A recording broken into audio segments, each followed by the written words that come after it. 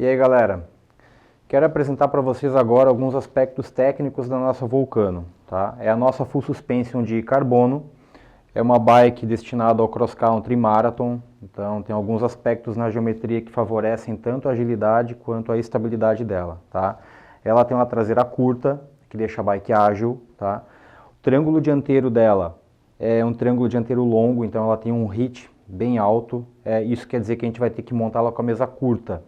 Então, um triângulo dianteiro alongado com a mesa curta mantém a bike ágil, enquanto que o ângulo da direção, sendo um pouco mais aberto, aí na casa dos 69 graus, ele acaba deixando a bike extremamente estável, sem perder a agilidade. Tá? É um quadro feito totalmente em carbono, então eu digo assim, triângulo dianteiro, os dois links e a balança traseira são de carbono. Tá? É um quadro leve, que tem uma excelente rigidez, então a torção lateral dele é absurda, a bike desempenha muito bem. Inclusive, nesse ano agora a gente fechou uma parceria com o Luiz Cocuzzi, que é um dos grandes nomes do mountain bike no Brasil, um rapaz novo ainda, mas ele tem uma potência muito grande, é um atleta muito forte, e ele mesmo nos comentou isso, né, quanto à rigidez torcional do quadro em arrancadas e subidas. Tá? A parte do cabeamento é todo interno, então tanto o cabo do choque quanto dos freios todos passam por dentro, entram aqui na frente da caixa de direção, entre o top tube e o down tube. Sei que em outros vídeos a galera andou perguntando por que a gente não cruza os cabos. Pode cruzar sim, tá? Então eu prefiro usar assim porque ele não toca em nada na pintura e o cabo fica relativamente um pouco mais curto. Se quiser cruzar passando os cabos do freio traseiro pelo lado esquerdo, pode fazer também que não tem problema. Então a parte de acabamento é toda interna, o movimento central é press fit, então ele já tem 92 de largura, o que faz com que a gente possa ampliar um pouco os tubos, o down tube, o tubo de selim, fazer a bike com a parte de baixo um pouco maior, que isso também favorece bastante na rigidez. Né? É importante lembrar que a balança traseira não tem pivô próximo ao eixo, então o quadro vai ter um pivô aqui embaixo, próximo ao central, e tem outro pivô aqui em cima. Aqui tem a movimentação do link, então aqui embaixo, perto do eixo traseiro, não tem pivô nenhum. Isso também faz com que a bike não tenha tanta torção lateral. Então um testezinho básico que você pode fazer é segurar a bike pelo canote e tentar mover a roda, você vê que o quadro não trabalha. Então quanto menos pivôs a gente tiver no quadro, mais rígido ele vai ser. Tá? O que eu gostaria de falar, explicar bem direitinho para vocês aí é sobre o funcionamento da suspensão. Então assim, a gente usa ela no sentido vertical, porque dimensionando corretamente o link, a gente consegue fazer com que a bike tenha uma suspensão muito progressiva. Ou seja, no começo do curso, a roda tem mais força contra o choque do que teria no final do curso. Então o que eu quero dizer com isso? Que nas pequenas irregularidades, nos primeiros 2 centímetros que a roda movimenta, ela tem bastante força contra o choque, ficando bem ativa. Conforme vai comprimindo a suspensão, digamos que a suspensão vai ficando mais dura para que não bata no fundo. Então assim, essa progressividade faz com que a suspensão absorva aquela raiz ou a pedra quando você está andando em pé na trilha, mas sem ter aquele molejo excessivo. Então uma das vantagens é você não ter que travar a suspensão em qualquer subida.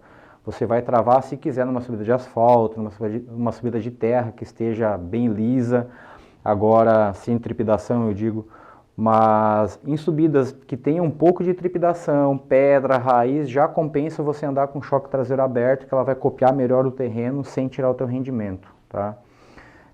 Outro ponto muito importante é esse pivô aqui de baixo. Esse pivô de baixo está para cima da linha da corrente, que vocês vão ver aqui, ele está também para cima da linha dos eixos. Então esse pivô estando para cima da linha do eixo, ele faz com que a própria tensão da corrente puxe a roda em direção ao solo, fazendo com que o choque estique, digamos, que ele volte para a posição normal sem você ter que travar ele. Tá? Eu vou mostrar para vocês mais ou menos como é que funciona essa parte, só queria explicar um pouquinho primeiro desse funcionamento. Outra coisa que eu vou explicar é quanto ao sag. Vocês têm que usar a suspensão com sag de até 20% se vocês quiserem que ela tenha um rendimento perfeito na subida. Por que eu digo?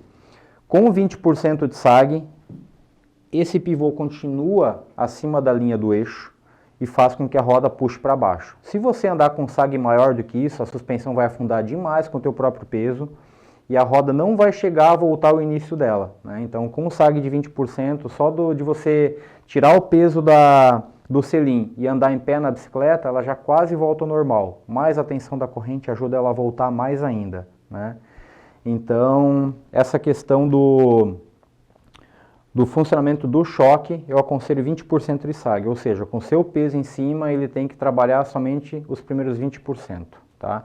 Isso aí muita gente aconselha para suspensão dianteira também, eu acho que é um equilíbrio legal. Então, galera, para que vocês entendam melhor como é que funciona a suspensão traseira da Volcano, eu tirei o parafuso superior do choque aqui, tá? Então eu desliguei ele, fica melhor para a gente visualizar sem ter que comprimir o choque. Então, ele estando desligado, a gente consegue movimentar com mais facilidade, tá?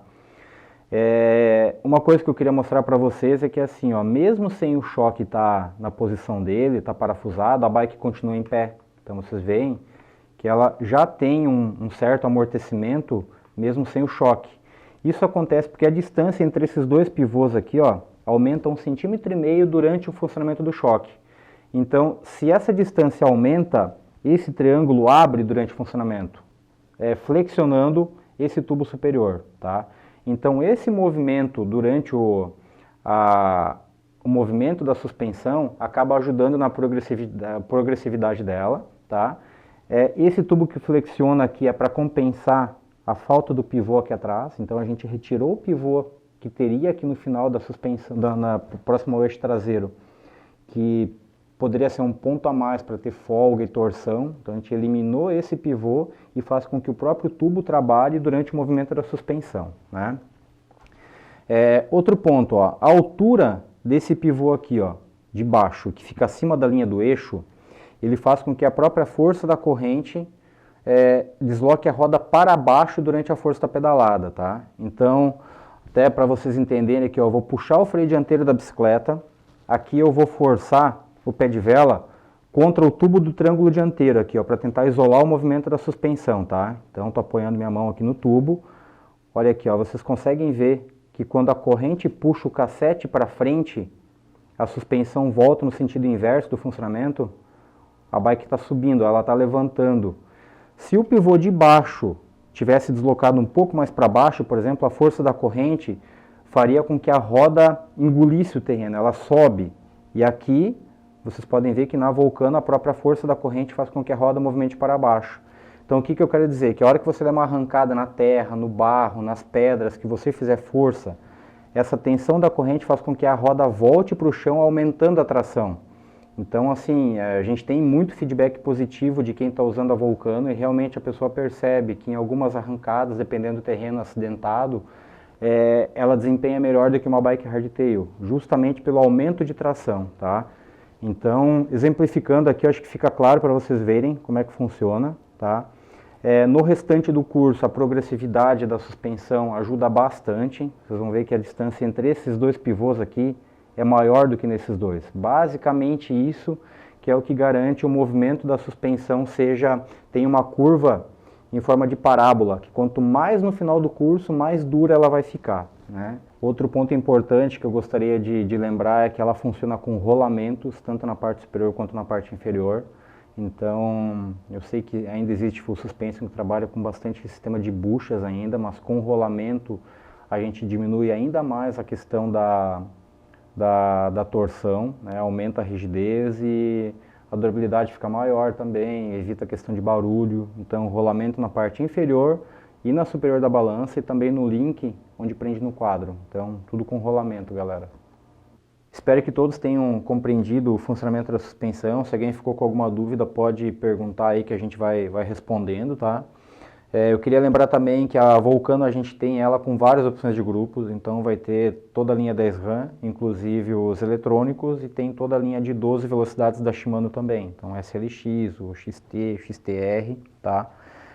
A questão de componente como mesa, guidão, canote, a bike, o preço que você vê ela no site lá é com a configuração básica, que seria mesa, guidão e canote da Brave e rodas da Brave.